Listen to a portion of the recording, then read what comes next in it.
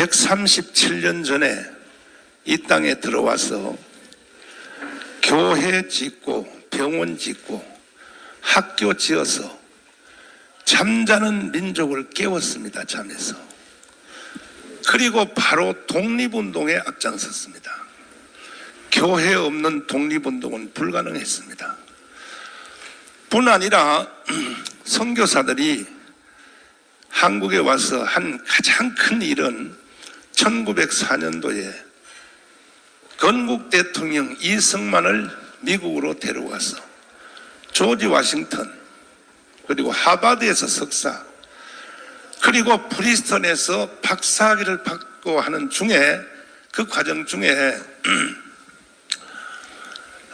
대한민국을 잉태하게 되었습니다. 네 가지입니다. 자유민주주의, 자유시장경제, 한미동맹, 기독교 입국론. 이것을 이승만 대통령이 미국에서 3대 과정을 공부하는 중에 저 유럽의 사회를 보고 잉태하게 되었죠. 그래서 45년 10월 16일 날 들어와서 만삭이 돼서 들어와서 3년 동안 준비하여 1948년 8월 15일 아들을 하나 낳았는데 그것이 바로 대한민국인 것입니다. 이 모든 과정에 교회는 정말 희생을 다해왔습니다.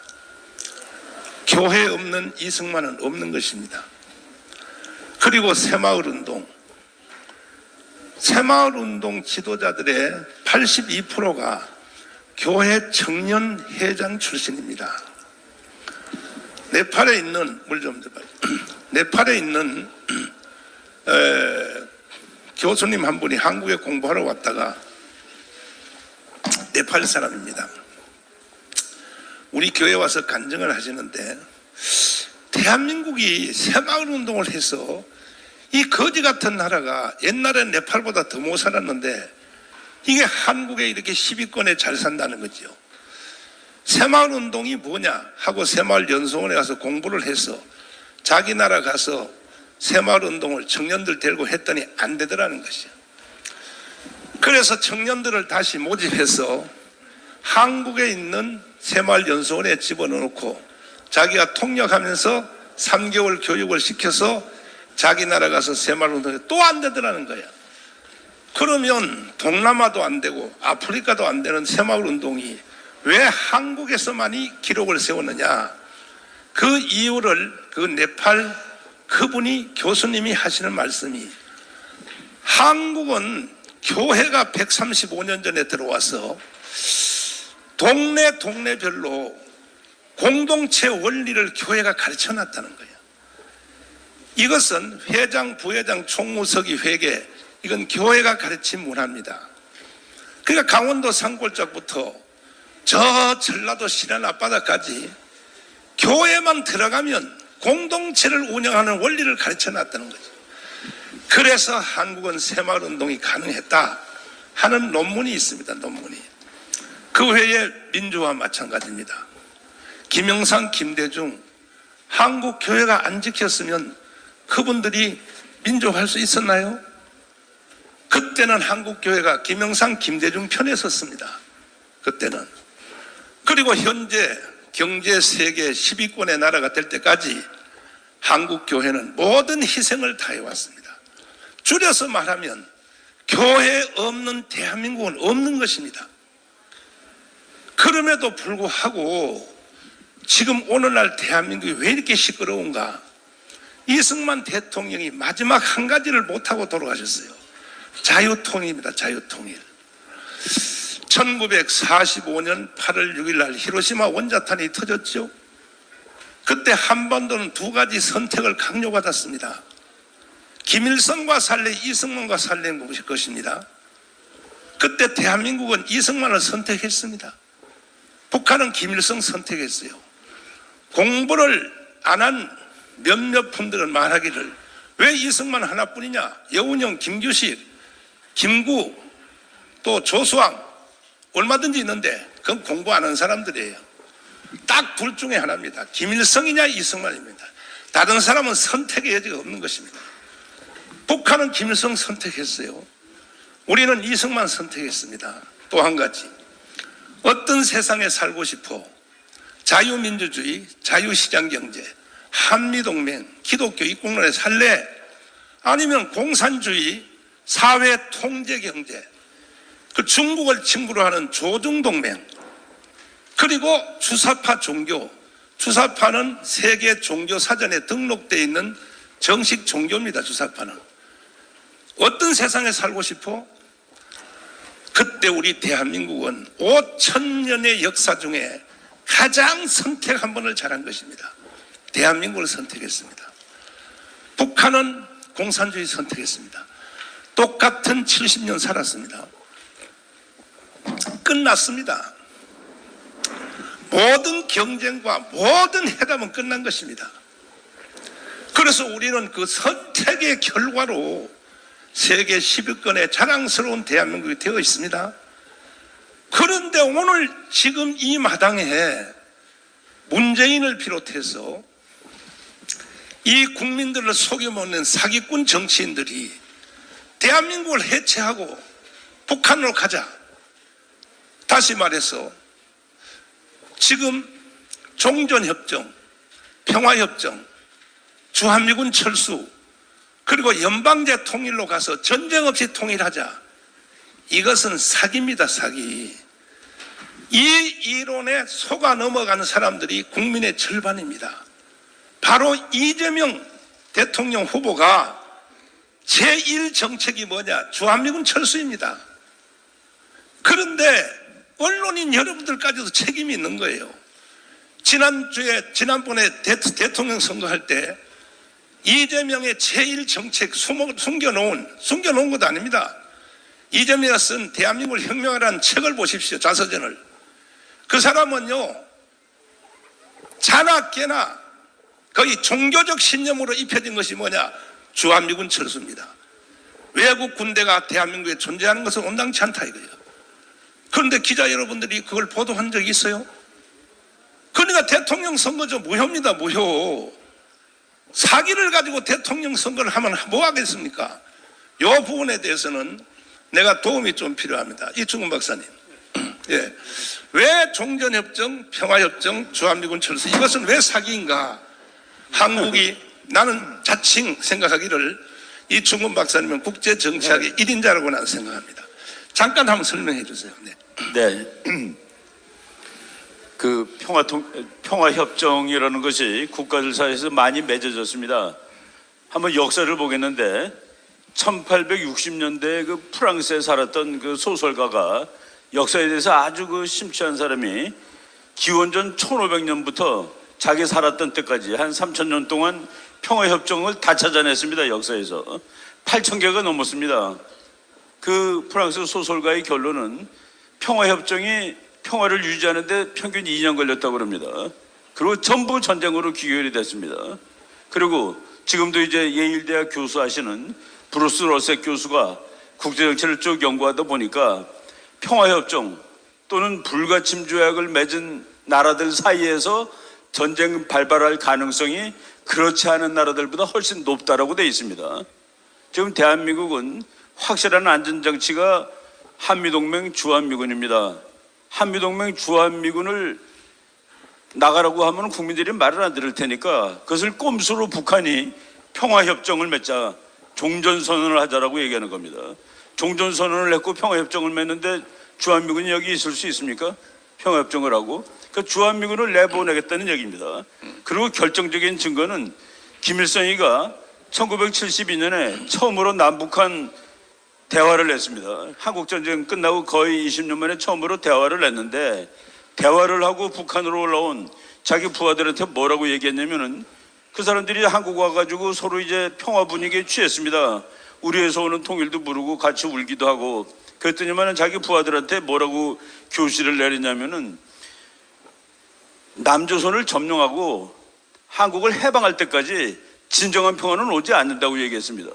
북한이 말하는 평화는 대한민국이 없어지는 평화라고 얘기를 했는데, 우리가 지금 그들을 평화협정을 맺어갖고 설득을 해가지고서 평화를 유지한다? 이거는 국제정치의 역사에도 없고 이론으로도 맞지 않는 겁니다. 그런 일들을 계속 주장하는데, 그리고 대통령 후보도 왜 한반도에 미군이 있냐고 주장했는데, 우리 국민들 90% 이상은 주한미군이나 한미동맹이 중요하다고 다 알고 있습니다. 심지어는 이재명을 찍은 사람들까지도 그렇게 대답한 여론조사 결과가 다 있습니다. 93.9% 더불어민주당을 지지한다는 국민들의 93.9%가 한미동맹은 소중하다라고 얘기를 했었는데, 지금 우리 목사님 말씀하신 것처럼 그런 것들이 여러분들이 참 정확히 보도를 해주셔야지 국민들이 올바른 판단을 할 수 있는데, 그런 것들이 지금 잘 안 되고 있다라고 말씀을 드릴 수가 있습니다. 오늘은 여러분들이 언론사에 가셔서 아무리 편집해도 소용없습니다. 왜냐하면 그래서 내가 유튜브를 생중계하는 겁니다. 또 다시 조작적으로 편집하면 국민들이 뭐라고 하겠어요? 유튜브에 생방송 다 봤는데 저거 완전히 가짜로 또 편집하는구나. 그런 일이 없기를 바라고, 왜 미군이 철수하면 안 되는가? 한미연합사에서 근무하신 황준선 장군님 짧게 한마디만 한번 해주십시오. 왜 주한미군 철수하면 안 되는가? 세계 패권 국가인 미국도 혼자서만 안보를 책임지지 않습니다. 미국이 동맹과 공조 체제를 많이 갖추고 있습니다. 여러분 잘 알다시피 우리가 5,000년 역사에 70여 년 동안 평화를 유지하고 전쟁에 억제했던 것은 최근 1953년 휴전 이후 처음입니다. 우리 군이 잘 안보를 유지하고 국민들이 잘 해주셨던 것도 있지만은 주한미군이 있었기 때문입니다. 여러분들 전 세계에 미군이 장기적으로 많이 주둔한다는 전부 현재 세계 탑 5 안에 들어가는 선진국들입니다. 미군이 철수하면은 거기에 국제적인 투자 기업들이 다 빠져나가고, 여러분들 잘 아시는 대로 1973년도에 파리 평화협정 때문에 베트남이 미군 철수를 유도하고 2년도 못하고 망했습니다. 91년도에 필리핀 보십시오. 2021년도에 아프간 보십시오. 주한미군은 우리나라에 있어서 전쟁을 억제하는 데 가장 좋은 효율적인 분야이고, 우리가 자유통일을 하고 통일 이후에도 러시아와 중국을 위해서는 꼭 필요한 존재입니다. 주한미군 철수를 주장하는 자는 간첩이거나 북한의 지령을 받거나 아니면 좀 바보들입니다. 우리 국민들 깨어나 주십시오. 네. 그런가 하면 이 문재인 대통령이 대한민국 역사를 지구를 거꾸로 돌리는 것 같은, 지금 현재 우리는 아침에 해가 동쪽에서 뜹니다. 서쪽으로 집니다. 이건 자연 법칙입니다. 근데 해를 서쪽에서 뜨게 해서 동쪽으로 지게 하려고 시도한 사람이 누구냐? 문재인입니다. 어찌하여 제주 4.3 사건을 제주 항정이라고 하고, 여순 반란 사건을 어찌하여 항정이라고, 대구의 남로당의 폭동을 대구 항정이라고 하는, 이것은 지도자는 보사하고 대한민국 국민으로서는 해서는 안 될 말을 문재인은 계속 5년 동안 떠들어댔습니다. 자, 김학성 교수님, 그 부분에 대해서 말씀해 주십시오.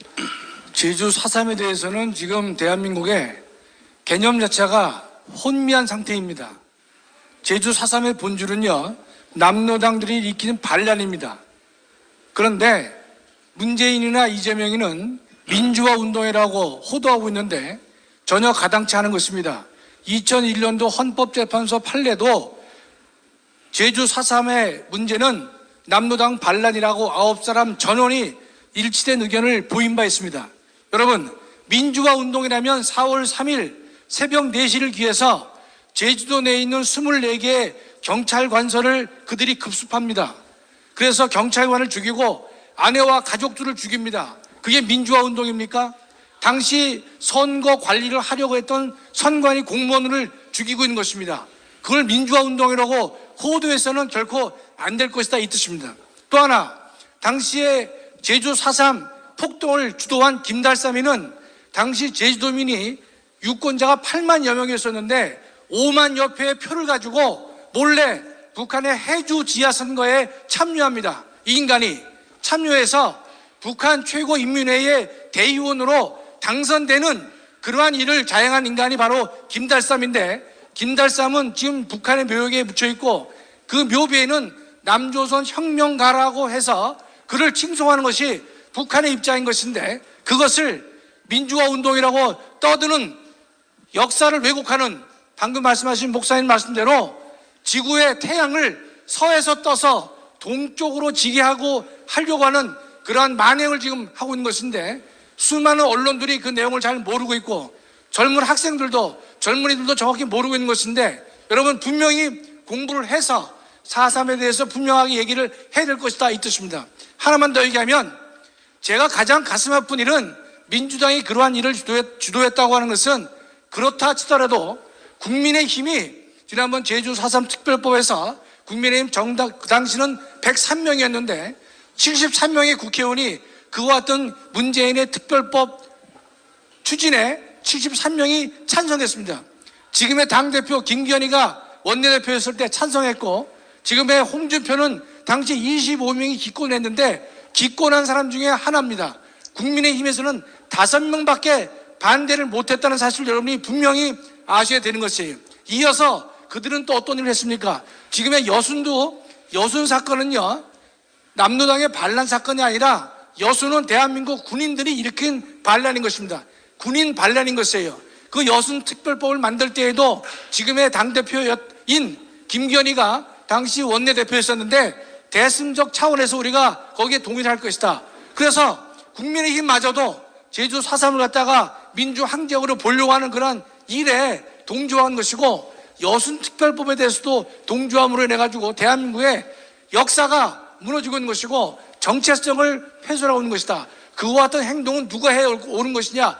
김정은이가 해야 옳은 행동을 문재인이가 그와 같은 것을 대신 해주고 있다, 이런 뜻입니다.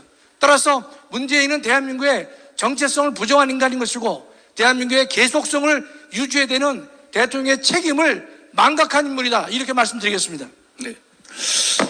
지금 대한민국의 현 상태를 보면 6.25 전쟁이 일어나기 바로 직전의 상태와 똑같은 것입니다. 이건 제 말이 아니고 지금 현재 연세가 90 이상 되신 분에게 한번 물어보십시오. 뭐라고 말하는가? 6.25 전쟁이 일어날 1950년 6월 25일 전보다가 더 심하다 그래요. 90대선 어르신들이. 그때 무슨 일이 있었느냐? 6.25가 그냥 일어난 것이 아닙니다. 이 6.25는 박헌영이가 북한에 가서 김일성이한테 이렇게 말했습니다. 내가 남조선에 남로당을 전 국민의 78%를 조직해나고 왔으니 전쟁할 것 없어. 그냥 38선에 총소리 몇 발만 내주면 남조선 안에서 지금도 94세대든 고정간첩, 전향한 고정간첩, 그분의 정의에 의하면 시골에 있는 낯가래 있죠. 가을에 되면 볏짚 쌓아놓은 거, 거기다가 다 불을 질러서 민중 봉기를 익혀 전쟁 없이 그냥 통일한다. 이게 6.25입니다. 또 하나는 성시백이라는 간첩을 한국에다 파송해서 완전 장악당했습니다. 국회 부의장 간첩으로 만들었죠. 신성모 국방부 장관, 그리고 최병덕 참모총장을 간첩으로 만들었습니다. 그리고 언론도 그때 조선일보, 동아일보가 두 가지가 나왔어요. 한자로 똑같은 글씨로 제호로 성시백이가 찍는 조선일보가 따로 있었습니다. 보면 몰라요. 국민들이 이게 어디서 나온 조선일보인가. 왜? 앞에 제호가 같으니까. 언론 장악 다 했죠. 군대 장악 다 했죠. 그 다음에 정치 장악 다 했죠. 그래 놓고 북한으로 보고한 겁니다. 준비 다 끝났으니까 시작하시라고. 그래서 일어난 것이 6.25인데, 그렇다면 그때 상황과 오늘 상황이 어떻게 다른가? 똑같은 것입니다. 지금 보세요. 지금 여의도에 있는 국회가 저게 대한민국 국회 맞습니까? 응? 김여정 하명법 아시죠? 박상학 대표가 공풍선 날리는데 그 못 날리는 법을 만들어 잘 말 듣지 않습니까? 지금 여의도에 있는 국회는, 특별히 더불어민주당 사람들은 대한민국 국회가 아닌 거예요. 평양의 지시대로 법을 다 만들고 있다. 지금 평양의 지시대로. 이번에 윤석열 대통령이 그 일본에 가서 한미일 동맹 협조 완성하고 왔습니다. 이것은 시작을 누가 했느냐? 김대중 대통령이 한 겁니다. 그 노무현 대통령이 또 진행한 것입니다. 마무리하고 왔어요. 이걸 가르쳐 더불어민주당에서는 나라를 팔아먹고 왔다. 저 일본한테 넘겨왔다. 거기다 또 언론들도 다 그렇게 동조를 하고 길거리에다 프랭카드를 다 달고, 이게 6.25 전하고 다를 바가 뭐 있습니까? 이렇게 선동을 한다는 것입니다. 그래서 저는 2019년 6월 8일 날 한기총 대표회장으로서 한국교회가 세웠고 한국교회가 발전시킨 이 조국 대한민국이 해체되어서 북한으로 가는 것은 난 용납할 수 없다. 특별히 문재인 대통령이 평창 동계올림픽에서 신영복 간첩을 놓고 뭐라 그랬습니까? 내가 가장 존경하는 한국의 사상가라고 할 때에 현역 미국의 부통령 펜스가 듣다가 나가버렸어요, 바깥으로. 그리고 얼마 전에 죽은 일본의 아베도 그 자리에 듣다가 바깥에 나갔어요. 미국과 일본 대통령과 수상이 나가니까 다른 대표들도 줄줄 따라 나갔어요. 왜? 또라이다 이거지. 왜 우리를 불러놓고 왜 간첩 연설을 하냐는 거죠. 아니, 언론사들은 그런 걸 확인 안 하십니까? 그리고 1948년 8월 15일 건국을 인정할 수 없다. 그러면 문재인 대통령은 대통령 하지 말아야죠. 아니, 이승만 대통령이 세워놓고 박정희가 일으킨 이 대한민국의 헌법에 따라서 대통령이 됐으면서 나는 대한민국을 인정할 수 없다. 그러면 대통령 하지 말아야죠. 그래서 저는 정치가도 아니고 사회운동가도 아니고 한기총 대표회장으로서 난 이건 용서할 수 없다. 그래서 제가 시국선언문을 발표했더니 제 시국선언문을 알아들은 사람들이 광화문에 뛰어나와서 광화문운동이 시작이 되었고 지금까지도 계속되고 있는 것입니다. 목표는 딱 하나입니다. 자유통일입니다. 통일 방법은 세 가지인데, 하나는 북한식 통일, 그건 당연히 안 되죠. 더불어민주당이 추정하는 평화협정, 종전협정, 그리고 주한미군 철수, 연방제 통일, 이것도 결국은 북한으로 흡수 통일되는 것입니다. 그 다음에는 국민의힘 정당이 하고 있는 또 통일 방안, 자세히 설명할 수 없지만 그것도 역시 북한식으로 흡수될 것입니다. 그래서 저는 한국 교회는 거기 동의할 수 없다. 그래서 강력하게 내가 저항을 했고, 그랬더니 문재인 씨가 저를 3번 감옥에다 가뒀습니다. 저를 감옥에다 가둬놓고 총선을 해서 약 180석을 했습니다. 그래가지고 이제 180석 됐기 때문에 자기들 마음대로 할 줄 생각했지만 그렇게 마음대로 되는 게 아닙니다. 대한민국 국민들은 본성이 착해요. 원래 어느 정도 사기에 넘어갈 것 같지만 넘어가지 않습니다. 그래서 결국은 정권이 교체되었고 윤석열 대통령이 당선되어서 이제 겨우 5년 연기되었습니다. 완전히 이게 끝난 것이 아닙니다. 그래서 지금도 저희들이 손을 떼면 이 나라는 5년 후에 어차피 무너진다, 북한로 다시 넘어간다 하는 이러한 확신을 가지고 저는 애국운동을 지금도 계속 진행하고 있고, 아니 저도 나이가 이제 70인데 이만큼 살았으면 됐지, 나라가 해체되고 북한으로 가는 것을 그걸 보고 있을 수 있습니까? 그래서 저는 순교적 정신으로 한국교회 1200만, 다 동의는 하지 않지만 1200만 많은 동역자 목사님들도 이제는 다 제 말을 다 알아들었어요. 거의 다 알아들었습니다. 그래서 한국교회가 앞장서서, 물론 불교도, 물론 천주교도 애국운동 하시는 분들이 많이 있습니다. 그래서 우리는 이제 마지막 남은 이 자유통일을 반드시 우리식의 통일을 해낼 것이며, 이제 마지막으로 우리 교회에 대한 말씀을 잠깐 드리고 질문을 받도록 하겠습니다. 자, 우리 교회는요 1954년도에 여기 지어진 교회예요. 이 벽돌을 보십시오. 이게 1954년도에 지어진 교회입니다. 이거는 언론인들이 책임을 져야 돼요. 알박이요, 정가운 딱 치면 무조건 알박이라고 나와요. 50개 언론사가, 여러분들 회개하세요. 54년도에 지어진 교회를 알박이라고 해요? 그래서 박원순 시장이 이 큰 교회를, 여러분이 오신 그대로 보신 그대로 이 큰 교회를 84억에다가 우리 교회 통장에다가 아무 교회와 협상 없이 일방적으로 돈을 84억을 그냥 꽂아버렸어요. 우리 교회 통장에다 넣어놓고 나가라는 거예요. 땅도 건물도 다 두고 나가라는 거예요. 이 박원순이가. 제가 하도 기가 막혀서 그것도 나를 감옥에다 가둬놓고, 그래서 우리 성도들이 투쟁을 하여 용역 사람들이 6번 진입했음에도 불구하고 우리 교회를 지켜냈습니다. 그러니까 이제 나중에 중간과정 다 건너뛰면 이제 와서는 뭐라 그러냐, 500억에 합의합시다. 500억에. 사실 우리는 500억 가져도 안 돼요. 이게 500억 가지고 이런 교회를 짓겠습니까? 어디 가서? 그럼에도 불구하고 내가 주민들의 편리를 생각해서 500억 하기로 사인을 했더니 이제 MBC PD 수첩, MBC 왔어요. 여기에 회개하세요. 뭐라고 했습니까?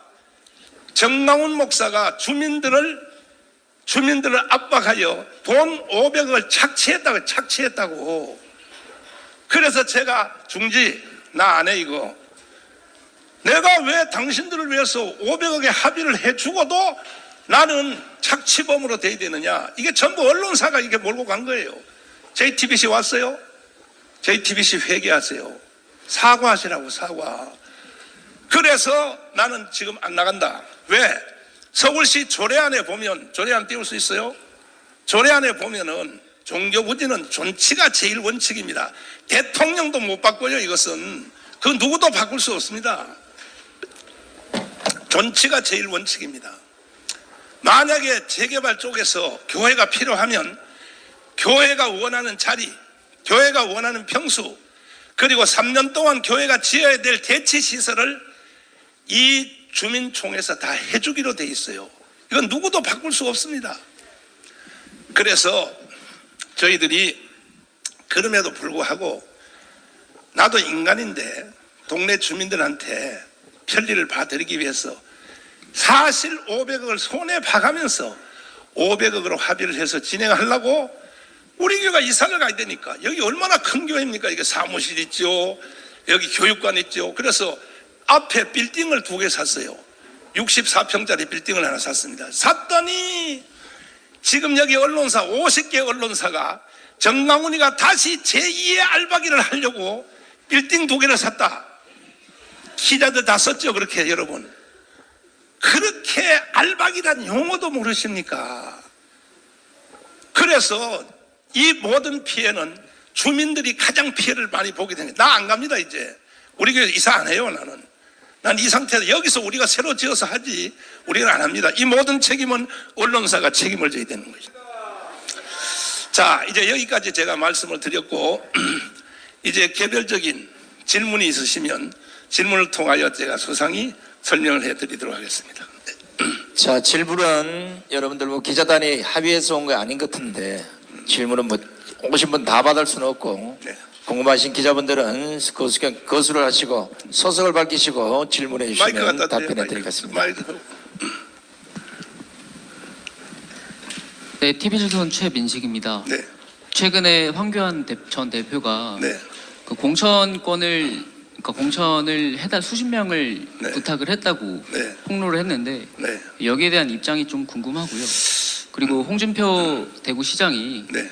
그 국민의힘이 정광훈 목사와 손을 그어야 한다고 얘기를 했는데 네. 이에 대한 입장도 궁금합니다. 역시 우리나라 정치인들은 공부를 안 한 것 같아요.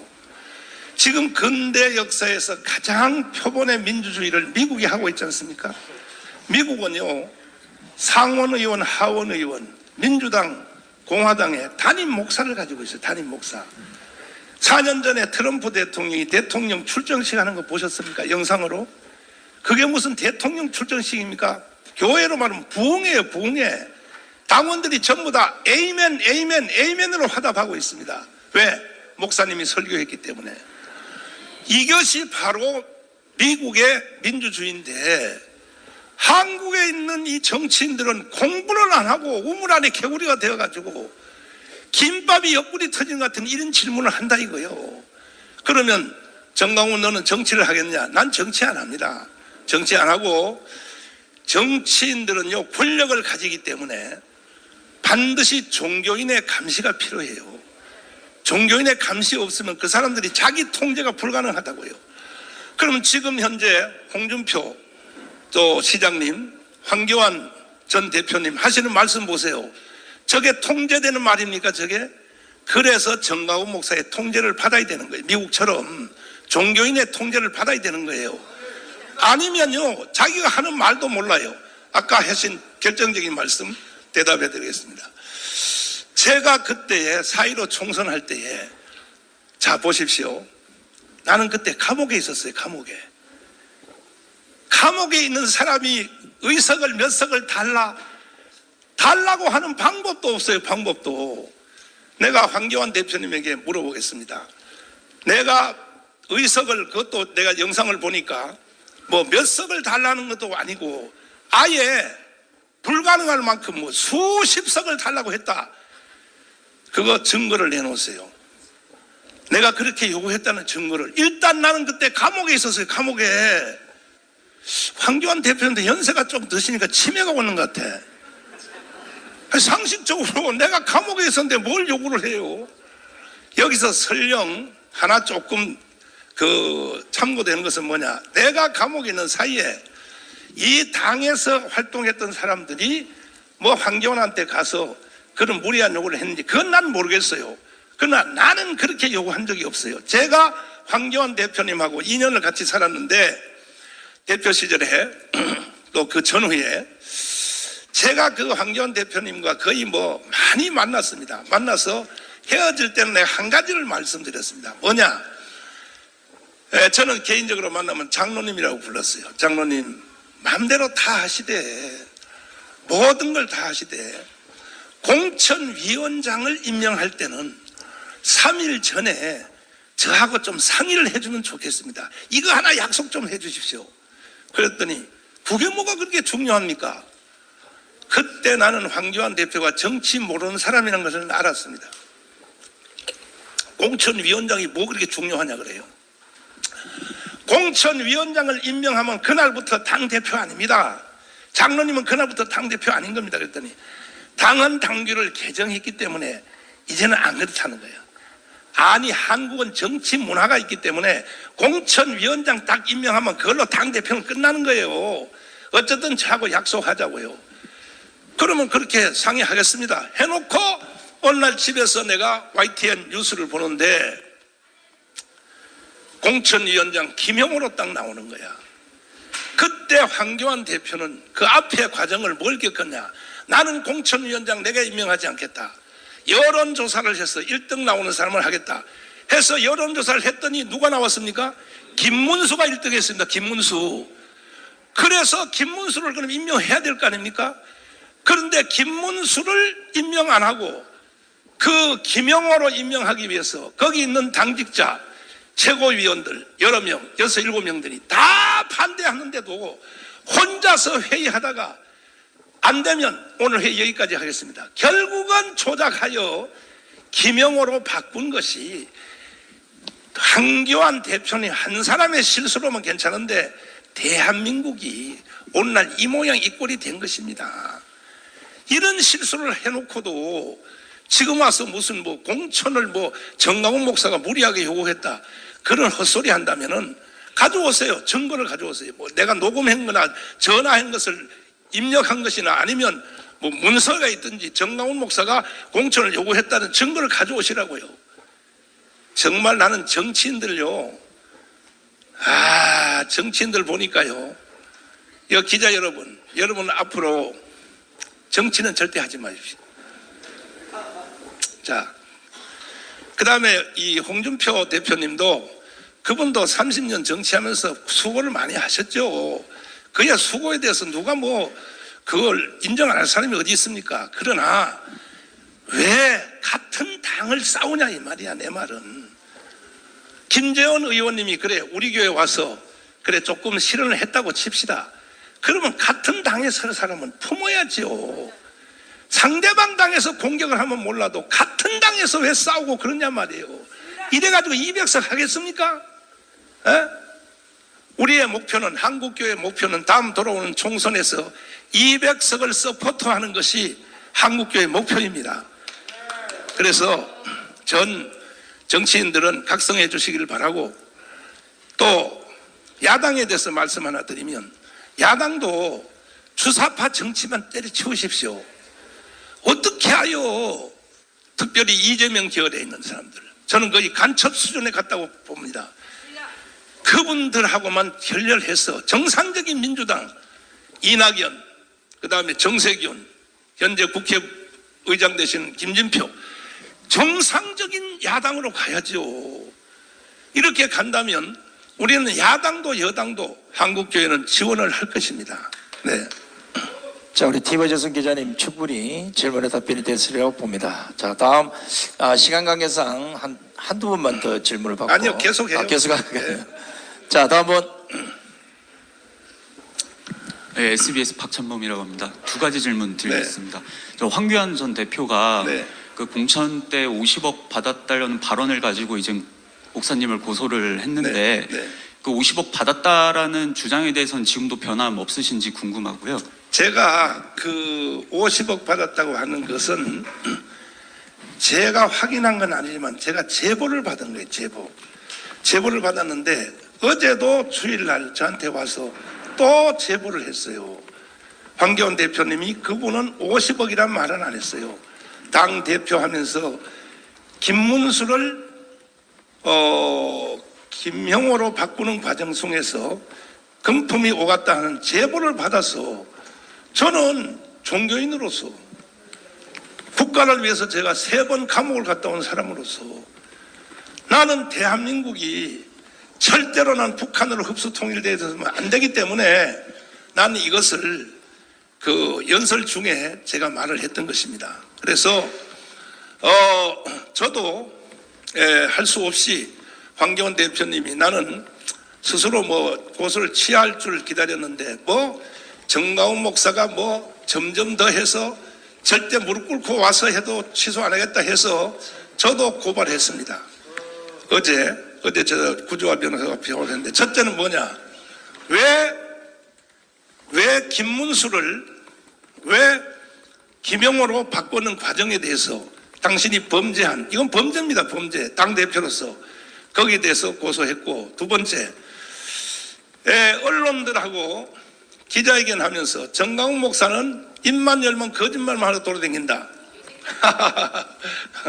저는요, 제가 한 모든 말은 한마디도 빠짐없이 너아라 TV의 유튜브에 10년 전부터 주일 설교하는 까지도 그대로 내가 심지어 검사님한테 조사를 받으면서 검사님이 이렇게 말했습니다.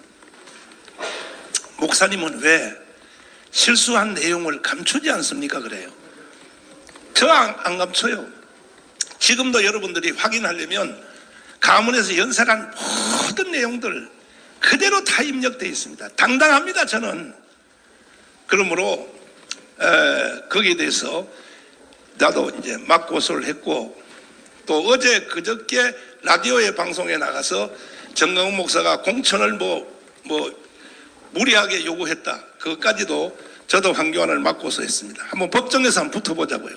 누구 말이 맞는지. 네. 자, 다음 기자. 저 하나, 하나 네. 좀 이건 현안 질문인데요. 네. 지금 어제부터 해서 언론에서 보도 나오는 것들 중에 네. 지금 동맹국인 미국이 한국 정부를 지금 감청했다 이런 의혹이 제기됐는데 네. 그 기사에 대해서 어떻게 보셨는지 궁금합니다. 기자님들도 좀 해안을 넓혀야 될 것입니다. 뭐냐면 국가와 국가는요, 항상 도청, 감청은 어느 나라든지 있는 것입니다. 그럼 내가 한 가지 물어볼게요.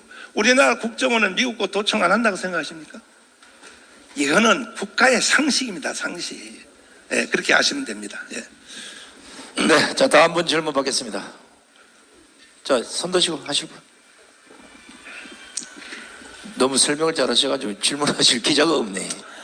또 저 언론사 가셔서 또 엉뚱하게 쓰지 마시고 이 시간 다 물어보세요. 저한테. 모든 거에서 다 물어보십시오. 자, 특정 문장만 딱 뽑아서 그것을 헤드라인 뽑고 방송에 또 신문에 내보내는 것보다는 지금 앞뒤 설명을 다 들었으면 충분히 그걸 감안해서 기사를 써주시면 고맙겠습니다. 뭐 잘 써달라가 못 써달라 이 개념이 아니에요. 있는 사실 그대로만. 제가 드리고 제가 거꾸로 한번 물어보겠습니다. 정강훈 목사 다 좋은데 주장도 다 좋은데 왜 욕을 하냐? 그것 좀 물어보셔야지. 그럴 줄 알고 내가 책을 한 권 들고 나왔습니다. 이거는 한국의 최고의 신학자요 총신대 총장을 역임하신 정성공 박사가 쓴 책 제목입니다. 목사가 왜 욕을 해? 내가 이거 기자님한테 줄 테니까 집에 가서 읽어보시고 여기에 보면 해답이 다 있어요. 목사가 왜 욕을 해? 이 책 내용을 보면 첫 번째 뭐냐? 인류 역사상 욕을 제일 세게 한 사람이 누구냐? 예수 그리스도이십니다. 예수님이 한번 욕하면요 정신 없어요. 바리새인들에 대하여. 그 다음에 인류 역사의 최고의 욕쟁이가 누구냐? 말틴 루터입니다. 말틴 루터는 설교하러 올라갈 때 제자들이 선생님 이번 설교만큼은 욕을 안 하고 오기로 약속 좀 합시다. 왜? 하도 사람들이 욕한다고 말을 하니까 그래놓고 올라가서 욕을 더 세게 하고 내려왔어요. 왜 그러냐? 2000년 기독교의 종교 지도자들의 모든 연설문 모든 것이 다 욕으로 되어 있어요. 아다니우스, 터툴리안, 이레니우스, 오리겐 다 그렇습니다. 왜 그러냐? 불의에 대해서 책망할 때는 가장 강경한 단어로 말을 하는 것입니다. 그래서 내가 문재인을 뭐라 그러냐? 개새끼라고 한 겁니다. 왜? 북한을 해체하고 북한으로 갖다 바치려고 하는 사람. 내가 문재인에 대해서 간첩이라고 발언해서 재판을 받는데 부장판사가 물었어요. 목사님은 왜 현역 대통령을 왜 간첩이라고 했습니까? 그래서 제가 대답했습니다. 이건 내가 대답할 문제가 아닙니다. 이것은 문재인 대통령이 그 김정은에게 넘겨준 USB 내용 그 안에 보면 문재인이가 간첩이라는 것이 다 쓰여 있습니다. 그랬더니 재판 여기까지 청와대에다 요청했어요. USB 내용을 제출하라고 재판 후에 못하는 거예요. 두 번째 다시 했어요. USB 내용을 제출하라. 못하는 거예요. 세 번째 했어요. 오늘까지도 USB 내용을 제출을 못하고 있습니다. 문재인이가. 왜? 그 안에는 이미 언론사에서 일부분이 공개된 대로 첫 번째 확실한 것이 뭐냐? 원자력 발전소 설계도 거기 들어있었죠.